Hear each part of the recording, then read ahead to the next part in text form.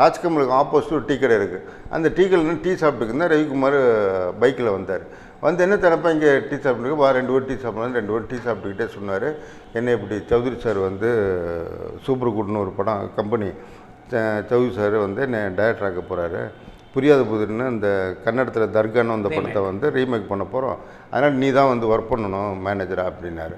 நான் சொன்னேன் இங்கே மாசம்பளத்துக்கு ஒர்க் பண்ணுறேன், அவர் விடுவாரா, கமல் சார் ஆஃபீஸில் விடுவாரான்னு தெரில, நான் என்னோடய கனவே கமல் சார்கிட்ட ஒர்க் பண்ணணும்னு சொல்லி தான் வந்தேன்.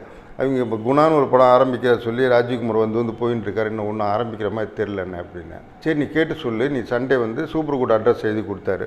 எழுதி கொடுத்து சண்டேவா நீ வந்து சௌத்ரி சாரை இன்ட்ரடியூஸ் பண்ணி விட்றேன் அப்படின்னாரு. அதுக்கப்புறம் சண்டே நான் போனோடனே சௌத்ரி சார்கிட்ட வந்து சொன்னார், என்னை எவ்வளோ நம்புறீங்க அதோட 200% தேனை பண்ணிங்க நம்பலாம் அப்படின்னு சொல்லி சௌத்ரி சார்கிட்ட சொன்னார். அன்னையிலேருந்து இன்றைக்கி வரைக்கும் சௌத்ரி சாருக்கு என் மேலே அந்த நம்பிக்கை தான்.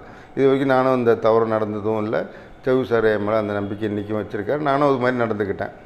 அதுக்கப்புறம் வந்து ராஜ்கமலில் வந்து ஒரு 30 நாள் லீவ் கொடுங்க டீனு சார் கேட்டேன்.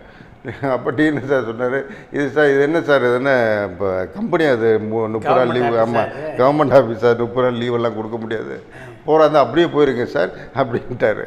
அப்போ திருப்பி இருந்து யோசிச்சு பார்த்தேன், என்னடா பண்ணுறது, இவங்க ஷூட்டிங்கும் போக மாட்டேன்டா, டெய்லி 400 இல்லை மாத சம்பளம் வாங்குற வேறு, ஆனால் இப்போ வேலையே இல்லாமல் இருக்கிறது முடியல.